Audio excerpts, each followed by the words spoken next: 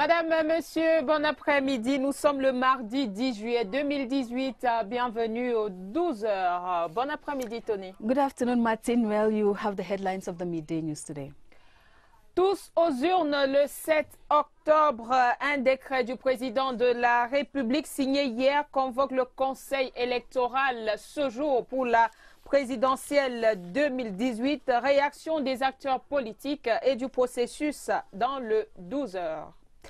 Rassemblement des femmes traditionnelles leaders et des reines mères du Cameroun à Yaoundé, l'ONG Women in Alternative Action organise le deuxième forum national Queens for Peace International. Pour en parler, nous recevrons l'une d'entre elles sur le plateau, Queen Fanta Mustafa Moussa, et reine de Gashiga, près de Garoua, dans la région du Nord. Et puis en page magazine, direction la Cité des Arts, Fumban, dans la cour du Sultanat pour vivre les coulisses de la désignation du successeur d'un notable. Voilà pour les titres. Tony, you have the first part of the news. Thank you, Martin. Thanks for joining us on the midday news on CRTV. Presidential elections in Cameroon will hold on October 7, 2018. A presidential decree signed yesterday, July 9, states that polling stations shall be opened at 8 a.m. and closed at 6 p.m. And reactions have been coming in from the ranks of political parties. Our reporter Cynthia Saptala spoke to the leader of the Union for Fraternity and Prosperity, UFP, Olivier Billet, and the communications secretary of the Social Democratic Front Party, that is Denis Kemlemu, for their reactions. Presidential election by the head of state has been, let's say, we have received it in a satisfactory manner. Since the legal, deadline has been respected, we happen to say that we were maybe expecting this, convening around the 16th of this month.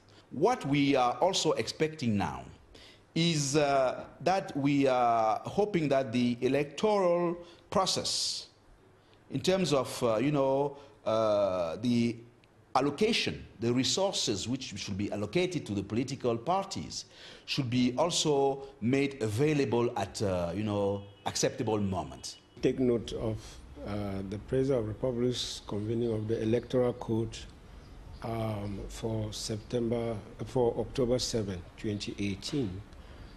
Despite the fact that part of the country, southwest and northwest, is almost ungovernable now, which means logically, if things don't evolve fast, they will be excluded from the electoral process, from the voting. As a matter of fact, the Social Democratic Front had been ready before 2018, because we organized our primaries, our convention, particularly in February. Part of the main item was the presidential elections. That's why we had a candidate in February. The South region received with optimism news about the convening of the Electoral Corps. Monday's presidential decree automatically halts the voter registration exercise nationwide. And in the South region, statistics indicate that about 273,000 voters will participate in the October 7 election, as Pontianus Lawong reports. Barely hours after Monday's presidential decree convening the electorate for the 2018 presidential election, speculations concerning the date have been laid to eternal rest. In Ebolova, the debate now centers around who will be candidate at the October 7 polls. At the South Regional Delegate of Elections Cameroon, the voter registration exercise has automatically been halted. The regional delegate, Serge Boudon Ochia, has disclosed that a total of close to 273 voters will participate at the upcoming election in the South. That is over 90% of the region's potential voters, estimated at some 300,000. The moment of reckoning has therefore come for Elekam South, and the delegate, Serge Boudon Ochia, has said they are up to the task. Major election materials have been distributed to the 29 subdivisions of the region, while Elekam personnel are getting set to spend sleepless nights to ensure the smooth organization of the October 7 presidential election in the south. The decree convening electors to the polls for the presidential election kick-starts a long process that will end with the election and swearing in of a new president of the Republic. Ebenezer Akanga reports on the implications and what will follow. According to Section 86, Sub 1 of the Electoral Code of Cameroon, electors shall be convened by a decree of the President of the Republic, while Section 86, Sub 2 states that no less than 90 days shall elapse between the date of publication of the convening decree and the day of election. The signing of the decree convening electors to the polls for the presidential election engenders a number of implications and sets the process for the presidential election on motion. The convening of electors automatically suspends voter registration. That is the first implication. The second is that the submission of candidacy files is open. To be precise, potential candidates have 10 days to submit their candidacy files. What will follow after the publication of the decree is outlined in the Electoral Code. Section 123, Sub 1 states that candidacy papers shall be submitted in duplicate within 10 days of the date of convening of electors. Candidacy papers shall be submitted to the General Directorate of Elections. They may also be submitted to the regional branches of Elections Cameroon, which shall forward them within 24 hours to the General Directorate of Elections. Within no less than 60 days to the date of the poll, the Electoral Board shall draw up and publish the list of candidates. The election campaign shall open on the 15th day preceding the election and close at midnight on the eve of the election day. The Constitutional Council shall adopt and proclaim the results of the presidential election within no more than 15 days of the close of the poll. And the president-elect shall assume office once he or she takes the oath no less than 15 days to the proclamation of the results by the Constitutional Council. The decree convening the electors therefore triggers a long process which will culminate with the election and swearing in of a new president of the Republic. Madame, Messieurs, vous regardez le 12 sur la CRTV. Merci d'être avec nous. C'est officiel depuis hier. L'élection présidentielle au Cameroun se tiendra le 7 octobre prochain. Le décret présidentiel convoquant le corps électoral met fin au processus de révision des listes électorales. Les candidats ont donc 10 jours pour déposer leur dossier. Agnès Solange Abessolo a recueilli les réactions de quelques acteurs politiques. Le Social Democratic Front prend acte. L'Union pour la fraternité et la prospérité se réjouit alors que le candidat investi pour le parti Univers se dit prêt. Suivez plutôt.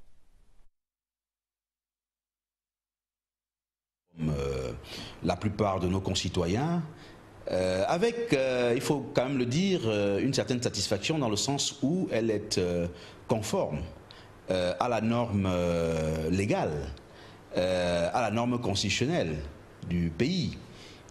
Cette convocation a été faite avant le délai limite. Il faut simplement indiquer que nous étions habitués peut-être au Cameroun à voir les choses se passer parfois à la dernière minute. Et certains d'entre nous peut-être l'attendaient pour la semaine prochaine, ou tout au moins quelques temps avant l'échéance. Mais cela a été fait un peu plus tôt. Ma réaction est que maintenant nous entrons dans la dernière ligne droite, comme on le dit souvent. Nous sommes à 3 mois du scrutin. Maintenant, il faut convaincre les Camerounais. Pour le reste, le corps électoral a été convoqué dans les délais.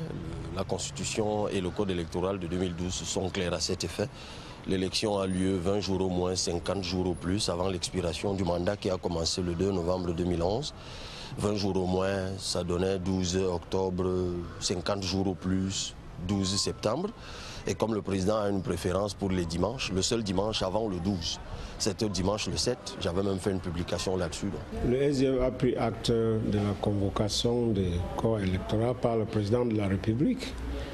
Et nous sommes prêts, parce qu'on était prêts depuis février 2018 avec le congrès extraordinaire qui nous a permis de choisir un candidat honorable Joshua Ossi, qui va devenir son Excellence, Monsieur le chef de l'État Joshua Ossi, le soir de octobre 7 2018. Nous avons maintenant une équipe sur le terrain pour recruter les volontaires, parce qu'on a besoin d'au moins 50 000 volontaires électoraux, hormis les militants du SDF, parce que pour élire un président de la République, il ne faut pas se contenter seulement des militants de partis. À la suite de la convocation du corps électoral par le président de la République, c'est le branle-bas dans les démembrements d'Elections Cameroun à travers le pays. À Ebolova, dans la région du Sud, l'état de veille a commencé pour Serge Boudon-Otia, le délégué régional d'Elekam et ses collaborateurs. Les habitants du chef-lieu de la région du Sud prennent également toute la mesure du devoir citoyen qui les attend, comme nous le dit Jean-René Mengele à Ebolova. C'est plutôt un soulagement pour les nombreuses populations de la région du Sud. La convocation du corps électoral par le président de la République met fin à une période d'incertitude.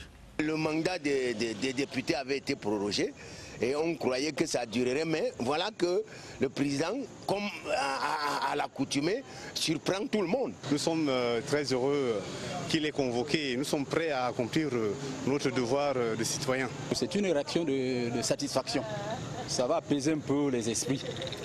Ça, c'est ma façon de voir les choses. Il revient à présent aux différents acteurs de monter le niveau de leur implication. À la délégation régionale d'Elections Cameroun du Sud, le dispositif matériel est disponible dans les différentes communes. Le décret ainsi signé par le président de la République a plusieurs implications. Les inscriptions sur les listes électorales s'arrêtent, ce qui signifie qu'à partir de ce moment, Elekam va tout simplement ranger ses machines. Toutefois, la suspension des inscriptions ne met pas fin au processus. Au contraire, c'est le début d'un travail de précision à Elections Cameroun. Les inscriptions, bien que s'étant arrêtées, certains qui veulent changer de bureau de vote peuvent encore le faire. Mais ils ne peuvent plus s'inscrire. Ou alors, si jamais leur nom a été mal écrit, ils peuvent solliciter des modifications liées à leur nom. Et nous pouvons continuer l'irradiation dans le toilettage du fichier électoral. En attendant le jeudi, le processus de distribution des cartes d'électeurs va se poursuivre. À présent, les discussions se focalisent sur la nature des candidats. Vous l'avez entendu dans ce reportage, la convocation du corps électoral signée hier par le président de la République met fin aux inscriptions sur les listes électorales, mais pas fin au processus en cours. Après l'élection du président de la République, le 7 octobre prochain suivra la prestation de serment. Mais Séverin Allega va nous donner tout le processus. What next, Séverin? L'élection présidentielle, la seule élection stable dans l'ordre constitutionnel, regroupe les 10 régions du pays en une seule circonscription électorale. La convocation du corps électoral pour le scrutin du 7 octobre appelle une succession de faits qui vont de la fin de l'enrôlement à la prestation de serment, passant par la distribution des cartes, la déclaration de candidature, la publication de la liste de candidats, la campagne électorale, l'affichage des listes des bureaux, le scrutin proprement dit, le contentieux électoral si possible et la proclamation des résultats. La première conséquence, c'est la suspension immédiate des inscriptions sur les listes électorales. Il faut donc faire le point des inscriptions, ramener au centre national ici les dernières inscriptions qui ont eu lieu avant, n'est-ce pas, ces jours, ou alors tout au moins aujourd'hui, procéder au toilettage, loger les électeurs concernés dans les bureaux de vote, organiser ces bureaux de vote et créer ces bureaux de vote par un acte du directeur général des élections. Selon la loi, les déclarations de candidature doivent être faites en double exemplaire dans les 10 jours suivant la convocation du corps électoral. Le Conseil électoral dispose de 60 jours au moins pour publier la liste des candidats. La date limite probable, c'est donc le 17 septembre 2018. Au sujet de la campagne électorale, l'article 87 de la loi rappelle que la campagne est ouverte à partir du 15e jour précédant le scrutin. Enfin, l'affichage de la liste des bureaux de vote, 25 à 30 000 bureaux de vote pour les 6 700 000 électeurs inscrits, doit intervenir selon l'article 97 au moins 8 jours avant la date du scrutin. À l'observation des faits, il n'y aura donc pas de vide institutionnel, encore moins une anticipation possible de l'élection présidentielle en 2018. Lorsque le président arrive au pouvoir en 82, il y a les circonstances de 83-84 qui font qu'il anticipe l'élection pour se ressourcer et avoir la caution populaire pour son action politique. En 88, il anticipe également, compte tenu des situations économiques que vous connaissez. En 96, la Constitution change et on modifie ces dispositions qui permettent au président d'anticiper son élection. Aujourd'hui, la seule anticipation possible, c'est la démission ou autre situation qui pourrait créer un vide, une vacance de pouvoir. Le 3 novembre 2018, le Cameroun se réveillera avec un nouveau président élu pour un mandat de 7 ans. La CRTV au cœur de la nation, le processus est aussi enclenché ici et nous allons vous donner toutes les informations relatives à l'élection présidentielle et à la suite du processus sur nos antennes. On parle d'autre chose à présent. Les membres de Queen Peace International sont à Yaoundé. Ces reines, mères et femmes leaders traditionnelles du Cameroun prennent part à leur deuxième forum national organisé par l'ONG Women in Alternative Actions Cameroun. Au centre des travaux, la question du mariage précoce et la santé sexuelle reproductive des jeunes filles au Cameroun. Laurence Okalia. Ce sont des femmes d'autorité, de pouvoir, mais avant tout des mères. Queens for Peace s'appuie sur une vision, celle de faire de la gente féminine un symbole de promotion de stabilité et d'harmonie sociale pour le Cameroun et surtout un catalyseur du développement. C'est la douceur et la tendresse de la femme, considérée généralement comme faiblesse, qu'elle utilise comme force pour changer les choses. Pour cela, il faut prêcher dès la base, notamment chez les adolescentes. C'est pourquoi cette deuxième conférence est placée sur le thème « Ensemble pour la protection des filles et le respect pour tous ». Sur la table des discussions, le sujet des mariages précoces. Elles comptent briser le tabou, avec notamment des témoignages des victimes. Elles exposeront les réalités, les traumatismes physiques et émotionnels et l'impact de cette atrocité sur la vie sociale de ces filles. La ministre de la Promotion de la Femme et de la Famille, Marie-Thérèse Abena-Ondoa, soutient cette initiative.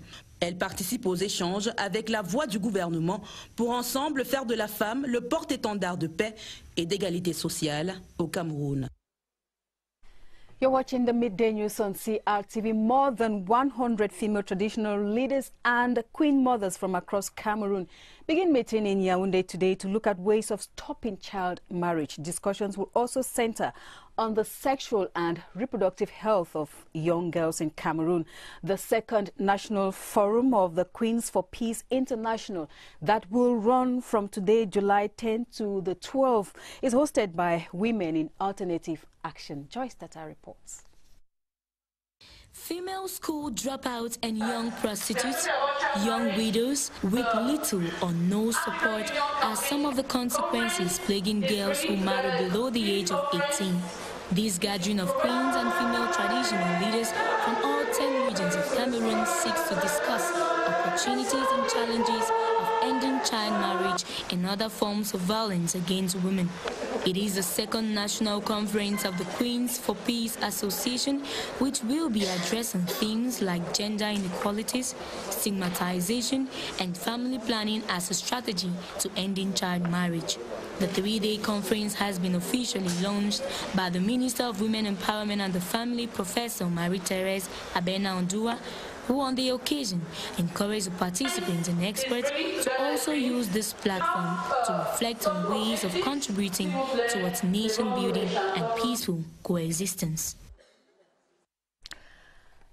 Avec nous sur le plateau à présent, une véritable queen, une reine mère, Queen Fanta Moustapha Moussa. Bonjour et bienvenue sur notre plateau. Merci madame, bonjour. Vous êtes la reine mère de Gashiga, l'épouse du Lamida de Gashiga dans la région du Nord, c'est tout près de Garoua. Je vous en prie. Et vous êtes là pour prendre part au deuxième forum national de l'association Queens for Peace qui se tient au Palais des Congrès de Yaoundé sous le thème « La protection des filles et le respect pour tous ». Dites-nous le choix de ce thème, quelle est l'ampleur du phénomène au Cameroun en général et dans la région du Nord en particulier? Je vous remercie, madame, de m'avoir passé la parole. Vraiment, la protection des filles et le respect de tous est très important. Parce qu'aujourd'hui, la paix que nous recherchons, elle est très importante. Car sans la paix, nous n'avons aucun développement durable. Ensemble pour la protection des filles et le respect pour tous, le thème se divise en deux. On parle du mariage forcé, mais également de la santé reproductive chez la jeune fille. En ce qui concerne le mariage forcé, est-ce que vous pouvez nous peindre une image de la situation? Je vous remercie, madame.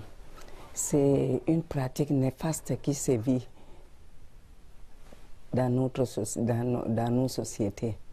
Aujourd'hui, à Gashiga, il y a des tribus, par exemple, telles que les Mbororo, qui marient très tôt les enfants, à 9 ans, 10 ans, alors que la loi prévue, c'est à 18 ans. Mais les Mbororo marient les filles à 9 ans, 10 ans. Parfois, les mariages sont prédestinés avant la naissance. Les mariages prédestinés avant la naissance, ça veut dire que quand une femme est enceinte d'une fille, on sait déjà qu'elle va épouser tel ou tel homme. C'est ça, madame. Alors, au Palais des Congrès, aujourd'hui, c'est l'ouverture. Les travaux se tiennent sur 2 jours avec la clôture demain, la clôture jeudi, le 12. En dehors des échanges et autres articulations, qu'est-ce qu'on verra en plus au Palais des Congrès? Il y aura des échanges, des débats, des tables rondes avec les femmes. Est-ce que vous avez invité des jeunes filles qui peuvent être les porte-parole de leur père une fois qu'elles vont retourner dans leur communauté? Oui, madame. Elles seront les porte-parole. Je crois que tous ensemble, nous allons gagner le défi. Tous ensemble, nous allons nous unir pour relever le défi. Pour l'épanouissement de la jeune fille camerounaise. Pour l'épanouissement de la jeune fille camerounaise. Reine Fanta Moustapha Moussa, merci d'être venue sur le plateau du journal de 12 heures sur la CRTV. Bons travaux à vous et à très bientôt. Merci madame, je vous en prie. La suite, c'est avec la page magazine et nous mettons le cap à présent sur la cité des arts Fumban pour une incursion dans la cour du sultanat Bamoun. On va y vivre les coulisses de la succession d'un notable, El Haj Nji Shingou Suleiman, décédé en juin 2018 à l'âge de 122 ans. Le processus de désignation de l'héritier d'un notable auprès du sultan, Sa Majesté Ibrahim Mbombonjoya, roi des Bamoun, c'est la page magazine, une signature de Mohamed Soni Goulouré. Dans cette cour royale, il existe 2 types de notables. Une noblesse de sang et une noblesse palatine. Et après un acte de bravoure, accède à la notabilité. El Haj Nji Shingou Suleiman, chef d'un couchon par Bangouren, est dans cette catégorie. Ce matin, sa famille a investi la cour du palais du roi et attend le successeur de leur père, notable auprès du sultan. Pour y arriver, c'est toute une procédure. Il est prescrit dans nos traditions que le notable laisse un testament de son vivant au roi.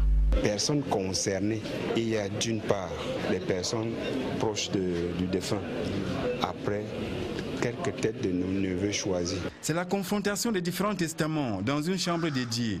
Il est question de confronter les copies du testament apportées par les membres de la famille à celui détenu par le roi et dûment laissé par le défunt. Shingou Suleiman laisse derrière lui 406 enfants, tous des potentiels héritiers. Si les contenus de tous les membres de la famille sont identiques, on ouvre à la fin la copie qui est détenue par le roi. Le neveu aimé du défunt se déploie à retrouver le successeur, nouveau notable. Le défunt ne meurt pas, mais c'est l'enfant qui succède qui meurt. Parce que dès qu'on l'attrape, première chose, On le met dans le vêtement de son père. Le sultan peut donc prononcer la phrase rituelle qui marque la validation du processus.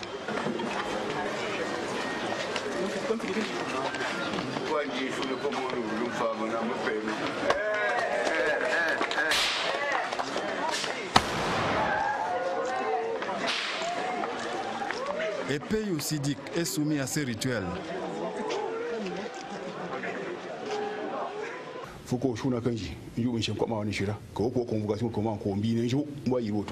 Le nouveau jeune notable est ensuite inscrit dans le registre des notables du palais. Dans le cas de cette famille, aucune contestation nourrie. Nous rendons grâce au Seigneur. Nous remercions notre défunt papa qui nous a toujours honorés, car le successeur est mon petit frère. Je l'ai toujours encadré et je ne faillirai point. Une délégation du palais est ensuite désignée pour aller installer le notable dans son village.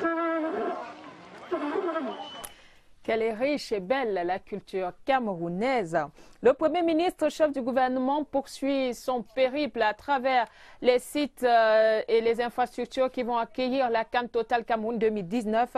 Philémon Yan est arrivé à Garoua dans la région du Nord, deuxième étape de sa visite après Bafoussam dans la région de l'Ouest hier. Après les modalités d'usage à l'aéroport international de Garoua, Philémon Yan s'est immédiatement rendu dans les sites, sur les sites devant abriter la CAN 2019 qu'organise le Cameroun.